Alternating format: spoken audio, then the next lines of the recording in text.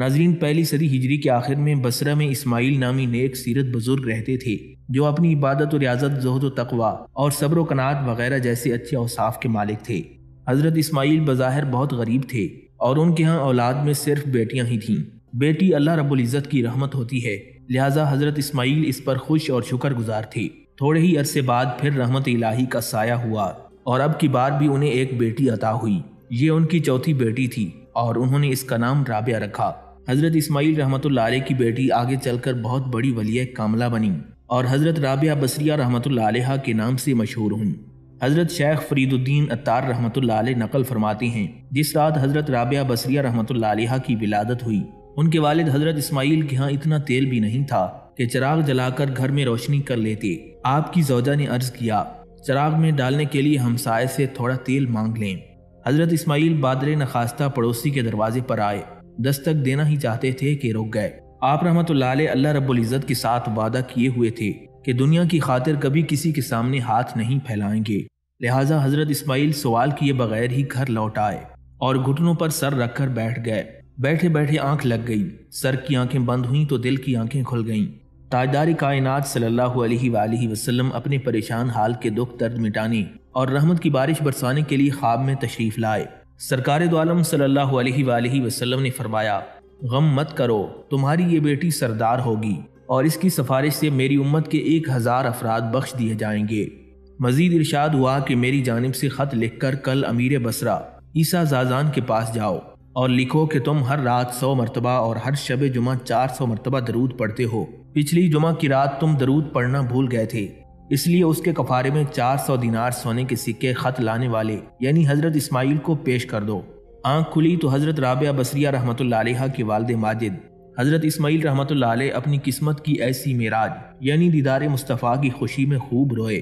اگلی صبح خط لے کر والی بصرہ عیسیٰ زازان کے پاس پہنچے۔ انہوں نے خط پڑھ کر حکم دیا، سرکار دو عالم صلی اللہ علیہ وآلہ وسلم نے اس ادنا غلام کو یاد فرمایا ہے، اس شکرانے میں 2000 دینار فقیروں میں تقسیم کیا جائیں اور 400 دینار حضرت اسماعیل رحمۃ اللہ علیہ کو بھی پیش کر دیے جائیں۔ بعد میں عیسیٰ زازان خود چل کر آپ رحمۃ اللہ علیہ کے پاس آئے اور کہنے لگے، آئندہ جس چیز کی ضرورت ہو مجھے خبر دے دینا۔ ناظرین، حضرت رابعہ بصری رحمۃ اللہ علیہ کا اصل نام رابعہ اور کنیت ام الخیر تھی۔ آپ رحمۃ اللہ علیہ اپنے قبیلے بنو قیس بن عدی کی نسبت سے قیسیہ ادویہ ہیں۔ آپ کی پیدائش 97 یا 99 ہجری میں بصرہ میں ہوئی۔ آپ بصرہ کی رہائشی تھیں، اس لیے بصریہ کہلائیں۔ حضرت رابعہ بصری رحمۃ اللہ علیہ بڑی عابدہ اور زاہدہ خاتون تھیں۔ شیخ فرید الدین عطار رحمۃ اللہ علیہ آپ کے بارے میں فرماتے ہیں، حضرت رابعہ بصری رحمۃ اللہ علیہ گویا مریم ثانی ہیں۔ مزید فرماتے ہیں کہ آپ عبادت و ریاضت میں اپنے زمانے کے لوگوں میں ممتاز، تمام اللہ والوں کی نظر میں معتبر اور عزت دار تھیں۔ آپ کے احوال اہل دل کے لیے سند کا درجہ رکھتے ہیں۔ حضرت رابعہ بصری رحمۃ اللہ علیہ اپنے والدین کی چوتھی اولاد تھیں۔ عربی زبان میں رابعہ چوتھی کو کہتے ہیں، اس لیے آپ کا نام رابعہ رکھا گیا۔ ابھی آپ 4-5 سال کی تھیں کہ والدین کا سایہ سر سے اٹھ گیا۔ کسی معتبر تاریخ سے پتہ نہیں چلتا کہ ماں باپ کے انتقال کے بعد چاروں بہنوں کی گزر اوقات کس طرح ہوئی، بس قیاس کیا جاتا ہے کہ کسی عزیز یا رشتہ دار نے مالی معاونت کی ہوگی۔ پھر جب حضرت رابعہ بصری رحمۃ اللہ علیہ کی عمر مبارک 8 یا 9 سال تھی تو یہ المناک واقعہ پیش آیا کہ پورا بصرہ خوفناک قحط کی لپیٹ میں آ گیا۔ بھوک سے بچنے کے لیے چاروں بہنیں اپنا آبائی شہر چھوڑنے پر مجبور ہو گئیں۔ اسی سفر کے دوران ایک ظالم شخص نے حضرت رابعہ کو پکڑ کر بصرہ کے مالدار تاجر عتیق کے ہاتھوں فروخت کر دیا۔ پھر آپ 4-5 سال تک ایک کنیز کی حیثیت سے تاجر عتیق کی خدمت انجام دیتی رہیں۔ باقی تینوں بہنوں کا کوئی پتہ نہیں چلا کہ وہ کہاں گئیں۔ عام طور پر کہا جاتا ہے کہ وہ معصوم بچیاں کسی حادثے کا شکار ہو کر مر گئیں۔ جب تاجر عتیق نے حضرت رابعہ بصری رحمۃ اللہ علیہ کو آزاد کر دیا تو آپ علوم ظاہری حاصل کرنے کے لیے بصرہ سے کوفہ تشریف لے گئیں، جو اپنے وقت میں بہت بڑا علمی مرکز تھا اور جہاں نادر روزگار علماء ہر وقت موجود رہتے تھے۔ حضرت رابعہ بصری رحمۃ اللہ علیہ فطری طور پر نہایت ذہین خاتون تھیں۔ آپ نے بہت کم مدت میں قرآن مجید حفظ کر لیا۔ اکثر روایات سے پتہ چلتا ہے کہ حضرت رابعہ بصری رحمۃ اللہ علیہ نے فقہ اور حدیث کی تعلیم بھی حاصل کی تھی اور پھر دونوں علوم میں اس قدر مہارت حاصل کر لی تھی کہ جب آپ واعظ فرماتی تھیں تو بڑے بڑے محدث اور فقیہ حیران رہ جاتے تھے۔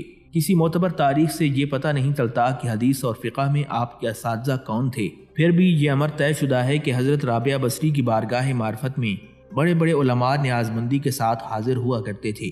ان بزرگوں میں سر فہرست حضرت امام سفیان ثوری رحمۃ اللہ علیہ ہیں، جو حضرت امام اعظم ابو حنیفہ رحمۃ اللہ علیہ کے معاصر تھے اور جنہیں امیر المومنین فی الحدیث کے لقب سے یاد کیا جاتا ہے۔ مشہور بزرگ حضرت مالک بن دینار رحمۃ اللہ علیہ کے بارے میں کہا جاتا ہے کہ وہ حضرت رابعہ بصری رحمۃ اللہ علیہ سے نہایت عقیدت رکھتے تھے۔ حضرت رابعہ بصری رحمۃ اللہ علیہ نے بچپن سے جوانی تک رنج و الم اور آفات و مصائب کے سوا کچھ نہیں دیکھا تھا۔ 4-5 سال کی ہوں گی کہ نہایت پرہیزگار محبت کرنے والے ماں باپ سے بچھڑ گئیں۔ 8-9 سال کی عمر کو پہنچیں تو شفیق بہنوں کو اس طرح کھو دیا کہ زندگی بھر ان کا کوئی پتہ نہ چل سکا۔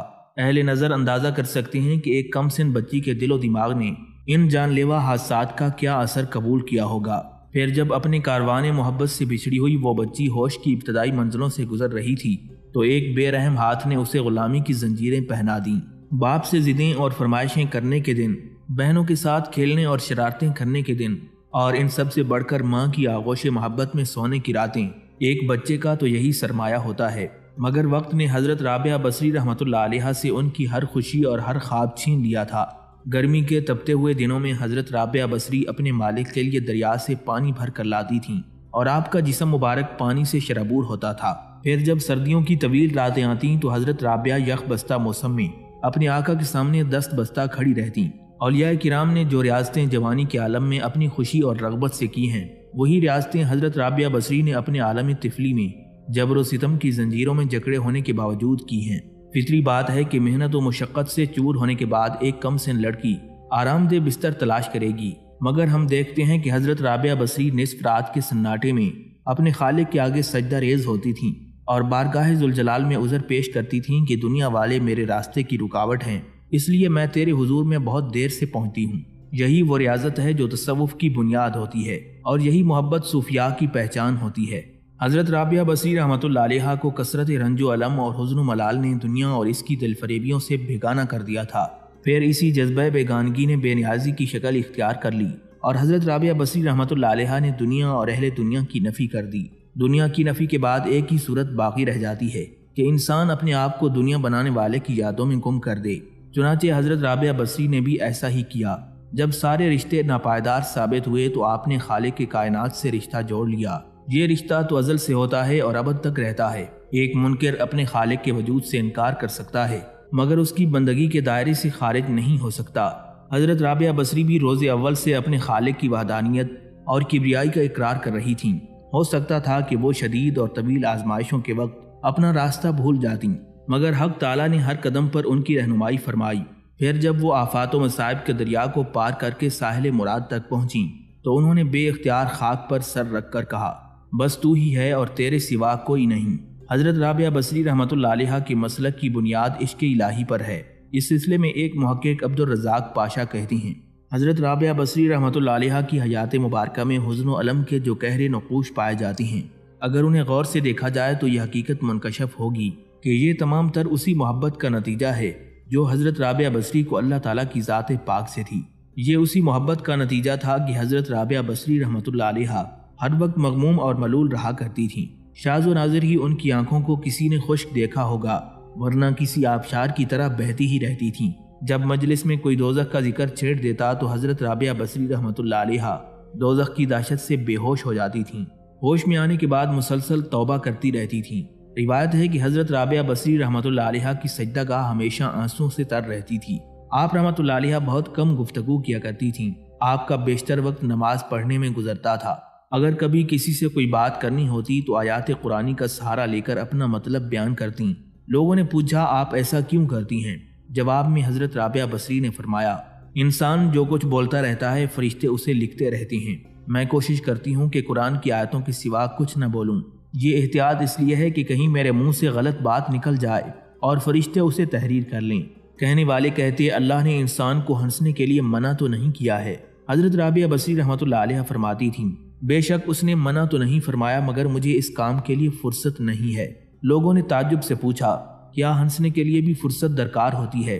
حضرت رابعہ بصری رحمۃ اللہ علیہ نے فرمایا، ہاں، دنیا میں وہی شخص ہنستا ہے جسے اطمینان قلب حاصل ہو، اور میں ابھی اس نعمت سے محروم ہوں۔ حاضرین مجلس نے آپ کے اس قول مبارک کی وضاحت چاہی تو حضرت رابعہ بصری نے فرمایا، میں نے محبت کے لیے صرف ایک ہی ہستی کا انتخاب کیا ہے اور وہ ہے اللہ کی ذات پاک۔ میں اس خوف سے روتی رہتی ہوں کہ کہیں میری زندگی بھر کی محنت ضائع نہ ہو جائے اور مرتے وقت مجھ سے کہا جائے کہ تو ہمارے لائق نہیں ہے۔ ناظرین، مشہور واقعہ ہے کہ ایک بار حضرت رابعہ بصری رحمۃ اللہ علیہ کے ہاں 5 درویش حاضر ہوئے۔ اتفاق سے کھانے کا وقت تھا۔ حضرت رابعہ بصری نے اپنی خادمہ کو الگ بلا کر پوچھا، کیا مہمانوں کی توازو کے لیے گھر میں کچھ کھانے کو موجود ہے یا نہیں؟ خادمہ نے بتایا کہ صرف 1 روٹی موجود ہے۔ حضرت رابعہ بصری رحمۃ اللہ علیہ نے فرمایا، 1 روٹی سے کیا ہوگا، مہمانوں کے حصے میں 1 ٹکڑا ہی آئے گا۔ یہ کہہ کر آپ رحمۃ اللہ علیہ مہمان درویشوں کے پاس تشریف لے آئیں۔ ابھی تھوڑی ہی دیر گزری تھی کہ ایک سوالی نے در پر صدا دی۔ حضرت رابعہ بصری رحمۃ اللہ علیہ نے فرمایا کہ وہ روٹی اس ضرورت مند کو دے دو جو دروازے کے باہر کھڑا ہے۔ خادمہ نے آپ کے حکم کی تعمیل کی اور حضرت رابعہ بصری رحمۃ اللہ علیہ مہمانوں کے ساتھ مصروف گفتگو ہو گئیں۔ کچھ دیر بعد خادمہ حاضر ہوئیں اور عرض کرنے لگیں، ایک شخص کھانا لے کر آیا ہے۔ حضرت رابعہ بصری نے خادمہ سے پوچھا، کتنی روٹیاں ہیں؟ جب خادمہ نے بتایا کہ 2 روٹیاں ہیں تو آپ نے فرمایا، اسے واپس کر دو، وہ شخص غلطی سے ہمارے گھر آ گیا ہے اور وہ کھانا ہمارا نہیں ہے۔ خادمہ نے روٹیاں واپس کر دیں۔ تھوڑی دیر بعد خادمہ نے اطلاع دی کہ ایک اور شخص کھانا لے کر آیا ہے۔ حضرت رابعہ بصری نے روٹیوں کی تعداد پوچھی تو آپ کو بتایا گیا کہ 5 روٹیاں ہیں۔ آپ نے جواباً فرمایا، اس بار بھی کھانا لانے والے سے غلطی ہو گئی، اس سے کہہ دو کہ وہ کھانا ہمارا نہیں ہے۔ تیسری بار ایک اور شخص کھانا لے کر آیا۔ پھر جب خادمہ نے آپ کو بتایا کہ 11 روٹیاں ہیں تو حضرت رابعہ بصری نے مسرت کے لہجے میں فرمایا، ہاں یہ کھانا ہمارا ہے، اسے قبول کر لو۔ خادمہ نے کھانا لا کر درویش مہمانوں کے سامنے سجا دیا۔ پھر جب درویش کھانا کھا چکے تو ایک مہمان نے عرض کیا کہ 3 مختلف اشخاص کھانا لے کر آئے، 2 افراد کو آپ نے واپس کر دیا مگر تیسرے شخص کے لائے ہوئے کھانے کو قبول فرما لیا، آخر یہ کیا راز ہے؟ حضرت رابعہ بصری رحمۃ اللہ علیہ نے درویشوں کو مخاطب کرتے ہوئے فرمایا، حق تعالیٰ فرماتا ہے کہ دنیا میں 1 کے بدلے 10 اور آخرت میں 70 دوں گا۔ بس اسی حساب کتاب کی بنیاد پر میں نے 2 آدمیوں کو واپس لوٹا دیا اور ایک شخص کا کھانا قبول کر لیا۔ میں نے اللہ کی راہ میں سوالی کو 1 روٹی دی تھی اور راضی کے عالم سے سودا کیا تھا۔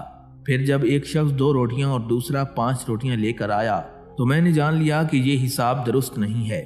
تیسرا شخص 11 روٹیاں لے کر آیا تو میں نے کسی تردد کے بغیر انہیں قبول کر لیا، کیونکہ یہ عین حساب کے مطابق تھیں اور دینے والے کی شان رزاقی کو ظاہر کر رہی تھیں۔ 10 روٹیاں میری 1 روٹی کے بدلے میں تھیں اور جو روٹی میں نے سوالی کو دی تھی اللہ تعالیٰ نے وہ بھی واپس کر دی تھی۔ حضرت رابعہ بصری کا صبر و قناعت اور توکل کی شان دیکھ کر تمام درویش حیرت زدہ رہ گئے۔ ایک دفعہ حضرت رابعہ بصری رحمۃ اللہ علیہ نے 7 دن تک صرف پانی سے روزہ کھولا۔ گھر میں کھانے کے لیے روٹی کا ایک لقمہ بھی نہیں تھا۔ افطار کا وقت بہت قریب تھا کہ حضرت رابعہ بصری پر بھوک کا غلبہ ہوا۔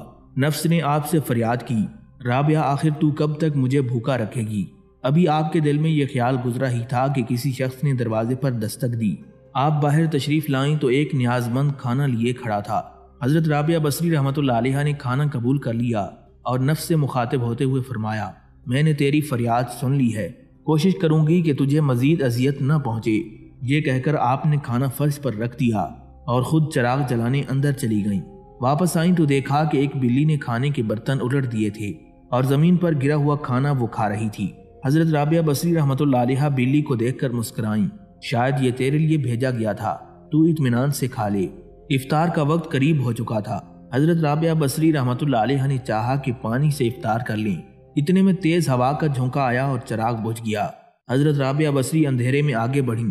اتفاق سے پانی کا برتن بھی ٹوٹ گیا اور سارا پانی زمین پر بہہ گیا۔ عجیب صورتحال تھی۔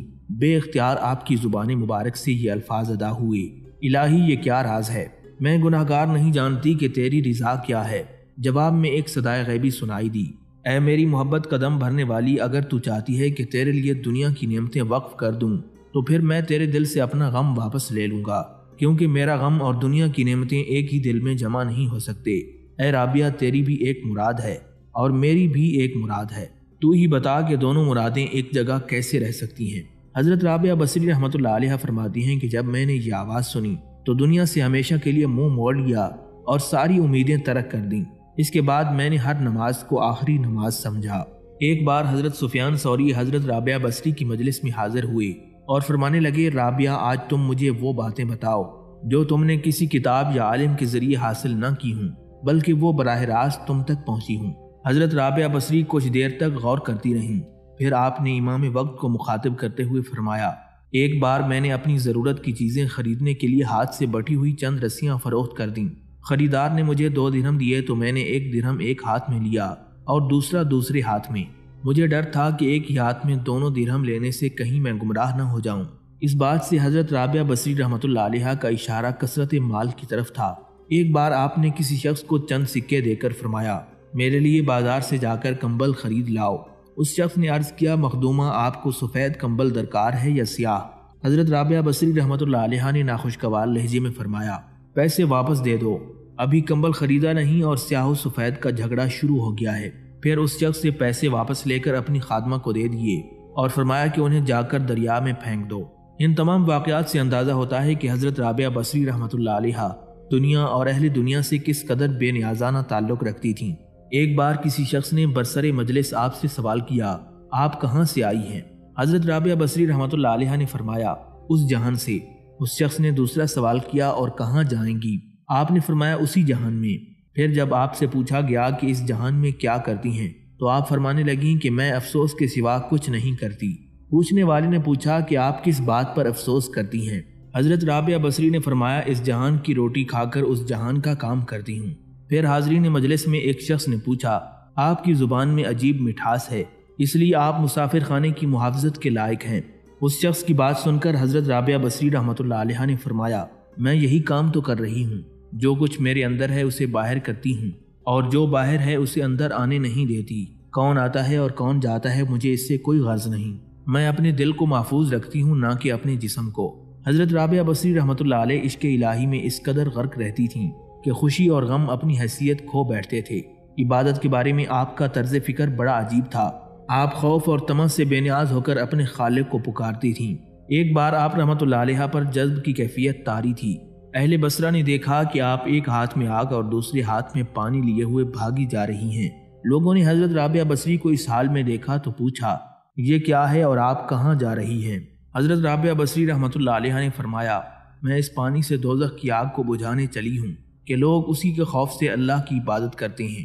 لوگوں نے پوچھا، اور یہ آگ کس لیے ہے؟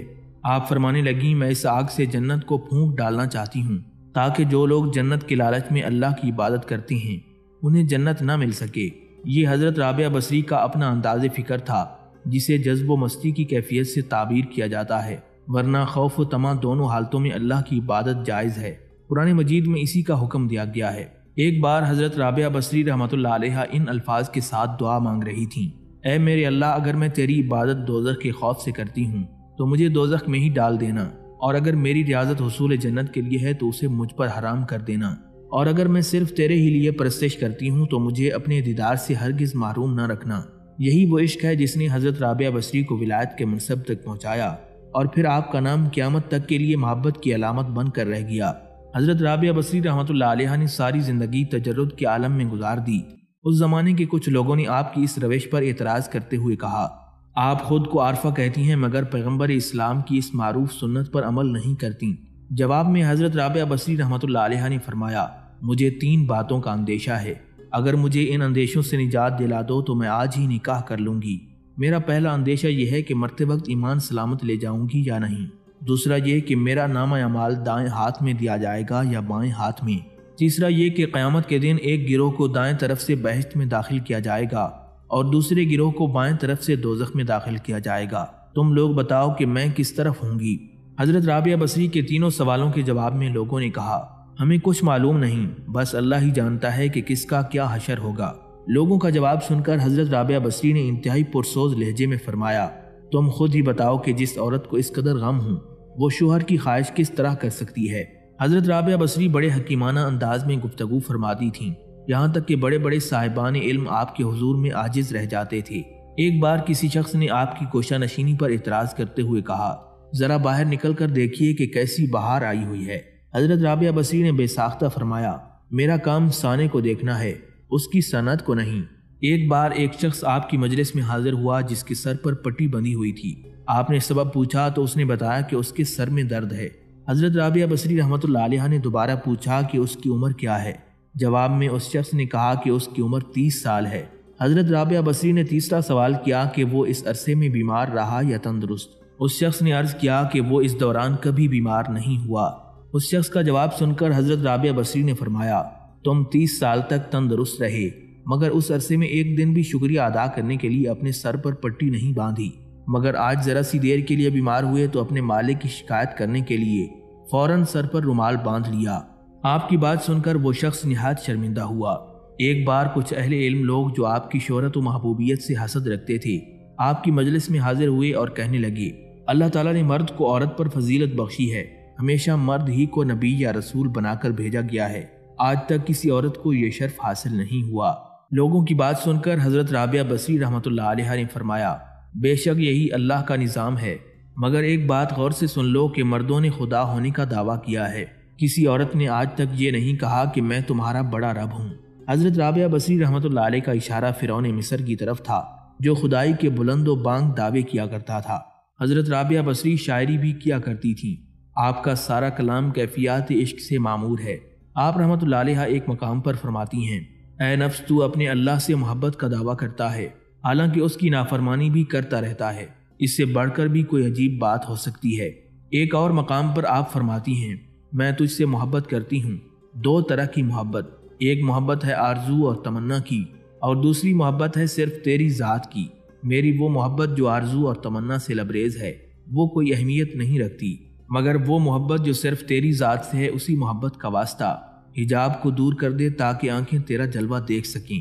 حضرت امام غزالی رحمۃ اللہ علیہ فرماتے ہیں کہ حضرت رابعہ بصری رحمۃ اللہ علیہ نے اپنے اشعار میں غرض اور آرزو کی جس محبت کا ذکر کیا ہے اس سے مراد اللہ کا احسان اور انعام ہے جو وہ اپنے بندوں پر روا رکھتا ہے، اور جس حب ذات الہی کی بات کی ہے اس سے مراد دیدار خداوندی کی محبت ہے جس کا نظارہ ان کے دل کی آنکھوں نے کیا، اور یہی محبت سب سے بہتر اور برتر ہے۔ جمال ربوبیت کی لذت بجائے خود سب سے بڑی چیز ہے۔ اس کے متعلق حدیث قدسی میں وارد ہوا ہے اللہ تعالیٰ فرماتا ہے کہ میں اپنے صالح بندوں کو وہ چیز دیتا ہوں جسے عام آنکھیں دیکھ سکتی ہیں، نہ عام کان سن سکتی ہیں، اور نہ کسی انسان کے دل میں اس کا خیال گزر سکتا ہے۔ ایک روز حضرت رابعہ بصریہ رحمۃ اللہ علیہ کسی ضروری کام کے سبب گلی سے گزر رہی تھیں۔ اچانک کوئی نامحرم آپ کے سامنے آ گیا۔ کسی غیر کی نظر آپ پر نہ پڑے اس مقدس جذبے اور حیا کے سبب آپ گھر کی جانب تیزی سے دوڑیں تو اچانک پاؤں کسی چیز میں اٹکا اور گر کر آپ کا ہاتھ مبارک ٹوٹ گیا۔ تب آپ بارگاہ الہی میں عرض گزار ہوئیں یا اللہ میں غریب و یتیم بے سہارا غلامی کی زندگی تو پہلے ہی گزار رہی تھی، اب ہاتھ بھی ٹوٹ گیا، اس سب کے باوجود میں صرف تیری رضا چاہتی ہوں، کاش مجھے معلوم ہو جاتا کہ تو مجھ سے راضی ہے یا نہیں۔ غیب سے آواز آئی رابعہ غم مت کر، کل قیامت کے دن تجھے بلند رتبہ نصیب ہوگا، مقرب فرشتے بھی تجھ پر رشک کریں گے۔ یہ سن کر آپ رحمۃ اللہ علیہ خوشی خوشی گھر آ گئیں۔ حضرت رابعہ رحمۃ اللہ علیہ ابتدا ہی سے عبادت گزار تھیں، دن رات عبادت میں مصروف رہتیں، دن کو روزہ رکھتیں اور رات کو قیام یعنی نوافل پڑھا کرتی تھیں۔ ایک رات آپ رحمۃ اللہ علیہ بارگاہ الہی میں رو رو کر مناجات کر رہی تھیں۔ مالک یعنی بظاہر آپ جس کی غلامی میں تھیں اس کی آنکھ کھل گئی۔ اس نے دیکھا کہ حضرت رابعہ رحمۃ اللہ علیہ سر سجدے میں رکھے ہوئے ہیں اور نور کی شعاع آپ کے سر مبارک سے آسمان تک پھیلی ہے۔ آپ رحمۃ اللہ علیہ بارگاہ الہی میں عرض کر رہی تھیں اے میرے مولا تو جانتا ہے کہ میں ہر وقت تیری عبادت میں مصروف رہنے کی خواہش رکھتی ہوں، مگر تو نے مجھے کسی اور کا غلام بنا دیا ہے، اب مجھے اس کے حقوق بھی پورے کرنے پڑتے ہیں۔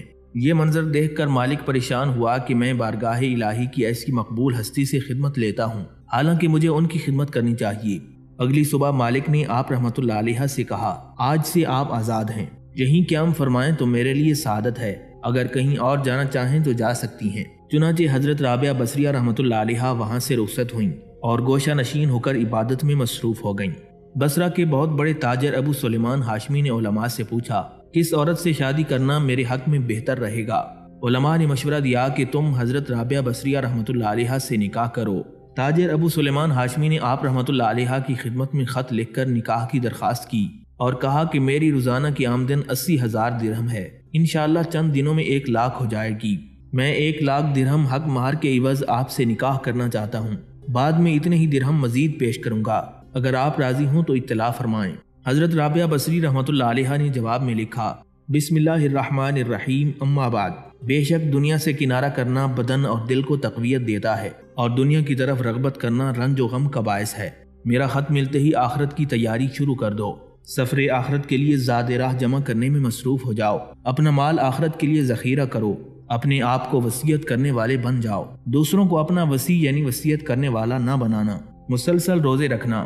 اگر اللہ تعالیٰ مجھے تجھ سے دگنا مال دے دے اور میں اس کے سبب یاد الہی سے لمحہ بھر بھی غافل ہو جاؤں تو یہ مجھے ہرگز پسند نہیں، میں اسی حال میں خوش ہوں۔ حضرت رابعہ بصری رحمۃ اللہ علیہ دن رات عبادت کرتی تھیں، دن میں روزہ رکھتی اور رات کو قیام یعنی نفل نمازیں پڑھا کرتی تھیں۔ آپ کی خادمہ حضرت عبدہ بنت ابی شوال بیان کرتی ہیں، حضرت رابعہ بصری رحمۃ اللہ علیہ ساری رات نماز میں مشغول رہتی، صبح صادق کے وقت تھوڑی دیر کے لیے مصلی پر ہی لیٹ جاتی، جب ہلکا ہلکا اجالا ہونے لگتا تو گھبرا کر اٹھ جاتی اور خود سے کہتی، اے نفس تو اس ناپائیدار دنیا میں کب تک سویا رہے گا؟ دنیا تو تنگی کا گھر ہے، پھر یہاں اتنی نیند کیوں؟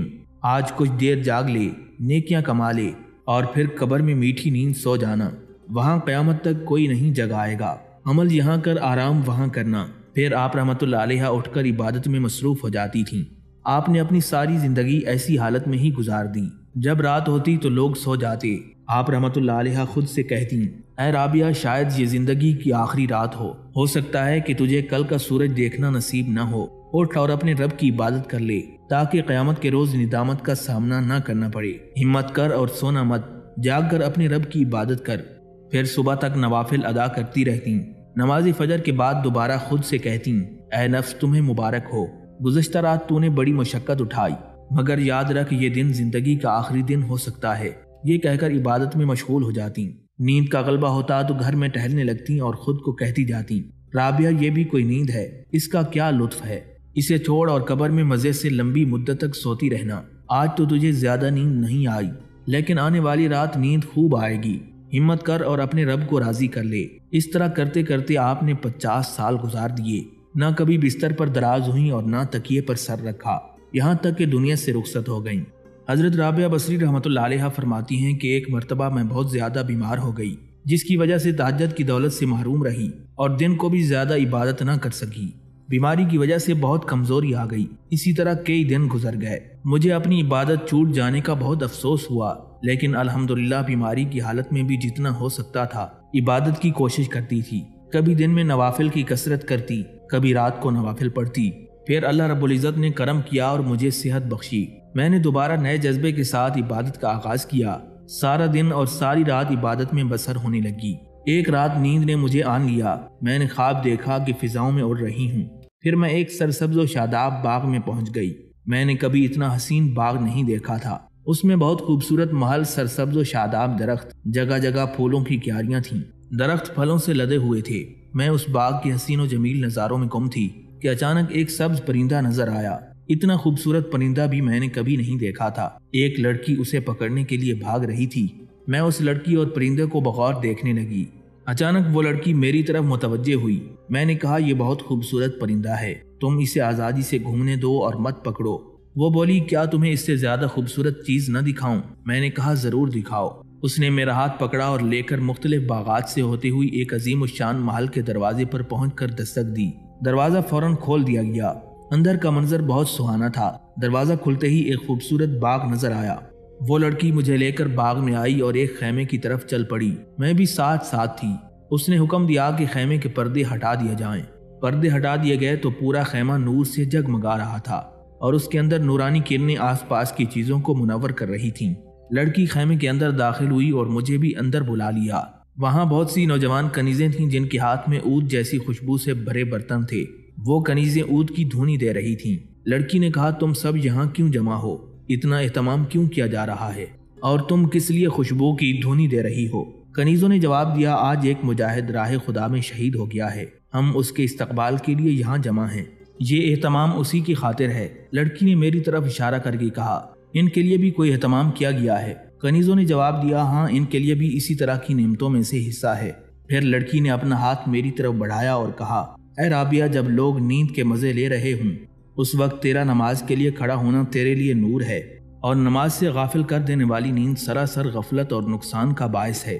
تیری زندگی کے لمحات تیرے لیے سواری کی مانند ہیں۔ جو شخص دنیاوی زندگی میں مگن رہے اور اپنے قیمتی لمحات کو فضول کاموں میں گزار دے، وہ بڑے نقصان میں ہے۔ حضرت رابعہ بصری رحمۃ اللہ علیہ فرماتی ہیں، ایک رات ساری کے وقت میں نے کچھ تسبیحات پڑھیں اور پھر سو گئی۔ خواب میں دیکھا کہ ایک تر و تازہ درخت ہے جو اتنا بڑا اور حسین ہے کہ بیان نہیں کیا جا سکتا۔ اس پر 3 قسم کے پھل لگے تھے۔ میں دنیا میں ایسے کسی پھل کو نہیں جانتی اس کے کچھ پھل سفید تھے، کچھ سرخ اور کچھ زرد، اور سب اس درخت میں چاند اور سورج کی طرح چمک دمک رہے تھے۔ فرماتی ہیں مجھے وہ درخت بہت اچھا لگا۔ میں نے پوچھا یہ کس کا ہے؟ کہنے والے نے کہا کہ یہ آپ کا ہے اور ان تسبیحات کا بدلہ ہے جو ابھی ابھی آپ نے پڑھی ہیں۔ فرماتی ہیں میں درخت کے ارد گرد گھومنے لگی تو سنہری رنگ کے کچھ پھل زمین پر گرے ہوئے پائے۔ میں نے کہا کاش یہ پھل بھی ان پھلوں کے ساتھ درخت پر موجود ہوتے تو کتنا اچھا ہوتا۔ جواب ملا یہ وہیں لگے تھے۔ آپ تسبیح پڑھ کر سوچنے لگیں کہ گندا ہوا آٹا خمیرہ ہو گیا ہے یا نہیں، تو یہ پھل گر گئے۔ حضرت رابعہ بصریہ رحمۃ اللہ علیہ سے پوچھا گیا آپ نے بلند مقام کیسے حاصل کیا؟ آپ فرمانے لگیں میں نے بے مقصد کام کو چھوڑ دیا اور ہمیشہ رہنے والی ذات یعنی اللہ رب العزت سے انس حاصل کیا۔ حضرت سجف بن منظور رحمۃ اللہ علیہ فرماتے ہیں میں حضرت رابعہ بصریہ رحمۃ اللہ علیہ کی خدمت میں حاضر ہوا۔ اس وقت آپ سجدے میں تھیں۔ جب آپ نے سجدے سے سر اٹھایا تو آنسوؤں کی وجہ سے سجدے کی جگہ جوہر کی مانند ہو چکی تھی۔ میں نے سلام عرض کیا تو آپ نے جواب دیا اور پوچھنے لگیں کسی کام سے آئے ہو؟ میں نے کہا نہیں، صرف سلام کے لیے حاضر ہوا تھا۔ اس پر آپ رحمۃ اللہ علیہ نے مجھے دعا دی اللہ تمہاری پردہ پوشی فرمائے۔ یہ کہہ کر آپ دوبارہ رونے لگیں اور نماز میں مشغول ہو گئیں۔ ایک روز حضرت رابعہ بصری رحمۃ اللہ علیہ نماز میں مصروف تھیں۔ سجدے میں گئیں تو چٹائی کا تنکا آپ کی آنکھ میں چلا گیا۔ آپ رحمۃ اللہ علیہ اس دل جمعی کے ساتھ بارگاہ الہی میں متوجہ تھیں کہ جب تک نماز میں رہیں تنکے کا احساس تک نہ ہوا۔ نماز کے بعد آپ نے کسی سے فرمایا دیکھو تو میری آنکھ میں کوئی چیز کھٹک رہی ہے۔ دیکھا گیا تو کھجوری مسلح کے تنکے کے ٹکڑے نے آنکھ میں گھس کر آنکھ کو زخمی کر دیا تھا۔ دیکھنے والے نے کہا اے سیدہ آپ کی آنکھ زخمی ہو گئی اور آپ کو احساس تک نہیں۔ آپ فرمانے لگیں میں نماز میں تھی اور یہ واقعہ ہو گیا۔ جب میں اپنے خدا کے روبرو ہوتی ہوں اگر تمام دوزخ بھی میری آنکھ سے گزار دیں تو خوف خدا کی وجہ سے مجھے کوئی خبر بھی نہ ہو۔ علامہ عبد الرؤف مناوی رحمۃ اللہ علیہ نقل فرماتے ہیں حضرت رابعہ بصری رحمۃ اللہ علیہ روزانہ 1000 نوافل پڑھتیں۔ فرماتی ہیں خدا کی قسم اس سے میرا ارادہ محض ثواب کا نہیں بلکہ یہ نیت بھی ہے کہ رسول اکرم صلی اللہ علیہ وآلہ وسلم میرے اس عمل سے خوش ہو جائیں اور روز قیامت دیگر انبیاء سے فرمائیں دیکھیے یہ میری امت کی ایک خاتون ہے جو دن رات میں اتنے نوافل پڑھا کرتی تھی۔ سحری کے وقت حضرت ابو سلیمان دارانی نے پوچھا آج رات عبادت کی توفیق ملنے کا شکریہ کیسے ادا کیا جائے؟ حضرت رابعہ بصریہ رحمۃ اللہ علیہ نے فرمایا کل کا روزہ رکھ کر۔ چند بزرگ حضرت رابعہ بصری رحمۃ اللہ علیہ کی خدمت میں حاضر تھے۔ آپ نے پوچھا اللہ کی عبادت کیوں کرتے ہو؟ ایک نے جواب دیا ہم جہنم سے خوف زدہ ہیں، روز قیامت جہنم کے اوپر پل صراط سے گزرنا پڑے گا، اس سے محفوظ رہنے کے لیے عبادت کرتے ہیں۔ ایک اور شخص نے کہا ہم جنت میں جانے کے لیے عبادت کرتے ہیں۔ حضرت رابعہ بصری رحمۃ اللہ علیہ نے فرمایا جہنم کے خوف یا جنت کی خواہش میں عبادت کرنے والا اچھا بندہ نہیں ہے، پہلے پناہ دینے والا پھر پناہ گاہ۔ ہماری نظر میں جنت و دوزخ کا ہونا نہ ہونا برابر ہے۔ اللہ رب العزت کی عبادت فرض عین ہے۔ اگر وہ جنت و دوزخ پیدا نہ کرتا تو کیا بندے اس کی عبادت سے منکر ہو جاتے؟ حضرت جعفر بن سلیمان فرماتے ہیں کہ حضرت سفیان ثوری رحمۃ اللہ علیہ نے حضرت رابعہ بصری رحمۃ اللہ علیہ سے پوچھا اللہ پاک کی طرف سب سے قریبی راستہ کیا ہے؟ آپ رحمۃ اللہ علیہ رونے لگیں اور فرمایا مجھ جیسی سے یہ سوال کیا گیا ہے۔ پھر فرمایا بندہ یہ جان لے کہ دنیا و آخرت میں اللہ کے سوا کوئی محبت کا مستحق نہیں، یہ بارگاہ الہی کا سب سے قریبی راستہ ہے۔ حضرت ریا رحمۃ اللہ علیہ چھوٹے بچے کو چوم رہے تھے۔ حضرت رابعہ بصری رحمۃ اللہ علیہ نے دیکھ کر پوچھا آپ اس سے محبت کرتے ہیں؟ وہ کہنے لگے جی ہاں۔ آپ نے فرمایا میرا خیال نہیں تھا کہ آپ کے دل میں اللہ کے سوا کسی اور سے محبت کی کوئی جگہ ہے۔ یہ سن کر حضرت ریا رحمۃ اللہ علیہ غش کھا کر گر پڑے۔ حضرت محمد بن عمرو فرماتے ہیں کہ میں حضرت رابعہ بصریہ رحمۃ اللہ علیہ کی خدمت میں حاضر ہوا۔ اس وقت آپ کی عمر مبارک تقریباً 80 سال تھی۔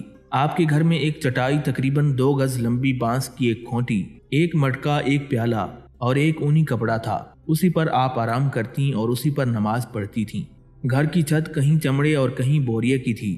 بانس کی کھونٹی پر کفن لٹکا ہوا تھا۔ جب موت کا ذکر ہوتا تو آپ کب کپا جاتیں۔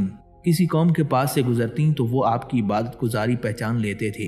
ایک مرتبہ کچھ لوگ حضرت رابعہ بصریہ رحمۃ اللہ علیہ سے ملاقات کے لیے حاضر ہوئے۔ انہوں نے آپ کے سامنے دنیا کی مذمت کی تو آپ نے فرمایا خاموش ہو جاؤ، تمہارے دل میں دنیا کے لیے جگہ نہ ہوتی تو تم اس کا کثرت سے ذکر نہ کرتے۔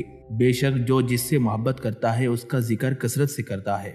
اسی طرح ایک مرتبہ کسی شخص نے آپ کے سامنے دنیا کا تذکرہ کیا تو آپ نے فرمایا قابل قدر چیز کا ذکر کیا جاتا ہے، جس کی کوئی حیثیت ہی نہ ہو اس کا ذکر نہیں کیا جاتا۔ حضرت رابعہ بصری رحمۃ اللہ علیہ نے دیکھا کہ ایک شخص جنتی نعمتوں کو یاد کر رہا ہے۔ آپ فرمانے لگیں اے شخص کب تک خدائے واحد کو چھوڑ کر اس کے غیر میں مشغول رہو گے؟ اللہ تجھ پر رحم فرمائے، پہلے پناہ دینے والے کو دیکھ پھر پناہ گاہ کو دیکھ۔ وہ آپ کی بات سمجھ نہ سکا، بولا اے پاگل عورت یہاں سے چلی جا۔ آپ فرمانے لگیں پاگل میں نہیں، پاگل تو ہے جو میری بات سمجھ نہیں سکا۔ اے مسکین، ایسی جنت تو قید خانہ ہے جس میں قرب الہی نہ ملے، اور جسے یہ دولت نصیب ہو اسے دوزخ بھی باغ جیسی ہے۔ حضرت عبداللہ بن عیسیٰ رحمۃ اللہ علیہ فرماتے ہیں کہ میں حضرت رابعہ بصری رحمۃ اللہ علیہ کی خدمت میں حاضر ہوا۔ آپ کے چہرے پر عبادت کا نور تھا اور آپ کثرت سے گریہ وزاری کیا کرتی تھیں۔ ایک شخص نے آپ کے سامنے قرآن مجید کی آیت پڑھی جس میں جہنم کا ذکر تھا۔ اسے سن کر آپ رحمۃ اللہ علیہ نے چیخ ماری اور غش کھا کر زمین پر گر پڑی۔ ایک مرتبہ آپ سے سوال ہوا کہ آپ کو اپنے کس عمل پر زیادہ امید ہے؟ فرمانے لگیں اس پر کہ میں اپنے اعمال سے مایوس ہوں۔ کسی نے پوچھا کہ آپ کو اپنے کس عمل کی قبولیت کی امید ہے؟ فرمانے لگیں مجھے تو خوف ہے کہ میرے اعمال میرے منہ پر نہ مار دیے جائیں۔ ایک روز حضرت مالک بن دینار رحمۃ اللہ علیہ نے دیکھا کہ حضرت رابعہ بصری رحمۃ اللہ علیہ پرانے بوریے کی چٹائی بچھائے ٹوٹے ہوئے پیالے میں پانی پی رہی ہیں اور تکیے کی جگہ اینٹ رکھی ہے۔ حضرت مالک بن دینار رحمۃ اللہ علیہ کو رنج ہوا، کہنے لگے اے رابعہ میرے چند مالدار احباب ہیں، اجازت ہو تو انہیں آپ کی خدمت کا کہہ دوں۔ حضرت رابعہ بصری رحمۃ اللہ علیہ نے فرمایا اے مالک، کیا مجھے تمہیں اور دولت مندوں کو رزق دینے والی ایک ہی ذات نہیں ہے؟ کیا درویشوں کو اللہ پاک نے معاذ اللہ فراموش کر دیا ہے اور امیر لوگ اسے یاد رہ گئے ہیں؟ مزید فرمانے لگیں کہ جب اللہ تبارک و تعالی ہر ایک کی ضروریات کو جانتا ہے تو ہمیں یاد دلانے کی کیا ضرورت ہے؟ ہمیں اس کی مشیت پر راضی رہنا چاہیے۔ ایک روز حضرت سفیان ثوری رحمۃ اللہ علیہ نے آپ کی تنگی حالت دیکھ کر عرض کیا اے ام عمرو، میں آپ کی قابل رحم حالت دیکھ رہا ہوں، اگر آپ اپنے فلاں پڑوسی کے پاس جائیں تو وہ آپ کو ایسے حال پر نہیں رہنے دے گا۔ حضرت رابعہ بصری رحمۃ اللہ علیہ فرمانے لگیں سفیان، تم نے میرے حال میں کیا برائی دیکھی؟ کیا میں مسلمان نہیں ہوں؟ اسلام وہ عزت ہے جس کے ساتھ ذلت نہیں، وہ مالداری ہے جس کے ساتھ محتاجی نہیں، اسلام وہ انس ہے جس کے ساتھ وحشت نہیں۔ اللہ کی قسم میں دنیا کے حقیقی مالک سے بھی دنیا مانگتے حیا کرتی ہوں، تو جو اس کا مالک ہی نہیں اس سے کیسے مانگوں؟ ایسے حکیمانہ کلام سن کر حضرت سفیان ثوری رحمۃ اللہ علیہ واپس چلے گئے۔ آپ کی زبان پر یہ الفاظ تھے میں نے ایسا کلام کبھی نہیں سنا۔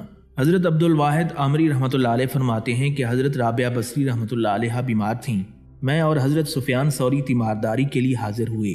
حال احوال پوچھنے کے بعد حضرت رابعہ بصری رحمۃ اللہ علیہ نے فرمایا میں اللہ پاک کی عطا کی ہوئی شے کا شکوہ کیسے کر سکتی ہوں؟ ایک دوست کے لیے مناسب نہیں کہ رضائے دوست کی مخالفت کرے۔ حضرت سفیان ثوری رحمۃ اللہ علیہ نے پوچھا آپ کو کسی چیز کی خواہش ہو تو فرمائیں۔ فرمانے لگیں آپ صاحب معرفت ہو کر ایسا سوال کرتے ہیں، بصرہ میں کھجوریں عام ملتی ہیں اور مجھے 12 سال سے کھجور کی خواہش ہے، مگر میں نے کھجور چکھی بھی نہیں، کیونکہ بندے کو اپنی مرضی سے کوئی کام نہیں کرنا چاہیے۔ علامہ عبد الرؤف مناوی رحمۃ اللہ علیہ بیان فرماتے ہیں کہ حضرت رابعہ بصری رحمۃ اللہ علیہ کی سر پر اینٹ گری اور خون بہنے لگا، مگر آپ نے اس جانب بالکل توجہ نہیں کی۔ لوگوں نے پوچھا کیا آپ کو تکلیف کا احساس نہیں ہوا؟ فرمانے لگیں اینٹ کا گرنا اللہ رب العزت کے ارادے سے ہوا، اس کا ارادہ میری جانب ہوا، اور اس بات کے تصور نے مجھے درد کا احساس ہونے ہی نہیں دیا۔ ایک شخص نے عرض کیا کہ اے سیدہ میرے لیے دعا کریں۔ حضرت رابعہ بصری رحمۃ اللہ علیہ یہ سن کر دیوار سے چمٹ گئیں اور فرمانے لگیں اللہ تم پر رحم فرمائے، میرا کیا رتبہ ہے؟ اللہ پاک کی فرما برداری کرو اور دعا مانگو، بے شک وہ پریشان حال کی دعا قبول فرماتا ہے۔ ایک مرتبہ حضرت رابعہ بصری رحمۃ اللہ علیہ نے کئی دن سے کھانا نہیں کھایا تھا۔ آپ کی خادمہ کھانا بنانے لگیں تو دیکھا کہ پیاز نہیں ہے، لہٰذا پڑوس سے پیاز مانگ لانے کی اجازت چاہی۔ آپ نے فرمایا میں نے اللہ رب العزت سے وعدہ کیا ہے کہ اس کے سوا کسی سے سوال نہیں کروں گی۔ اتنا کہنا تھا کہ ایک پرندہ چونچ میں پیاز لیے ہوئے آیا اور ہانڈی میں گرا کر اڑ گیا، مگر آپ نے اسے شیطانی فریب تصور کرتے ہوئے بغیر سالن کی روٹی کھا لی۔ حضرت سفیان ثوری رحمۃ اللہ علیہ نے دعا کی یا اللہ ہم سے راضی ہو جا۔ یہ سن کر حضرت رابعہ بصری رحمۃ اللہ علیہ نے فرمایا آپ کو حیا نہیں آتی، اس کی رضا مانگتے ہیں جس سے آپ خود راضی نہیں ہیں۔ حضرت سفیان ثوری رحمۃ اللہ علیہ نے معافی مانگی۔ وہیں موجود ایک شخص نے پوچھا بندہ کب اللہ پاک سے راضی کہلاتا ہے؟ حضرت رابعہ بصری رحمۃ اللہ علیہ فرمانے لگیں جب مصیبت پر اتنا ہی خوش ہو جتنا نعمت پر خوش ہوتا ہے۔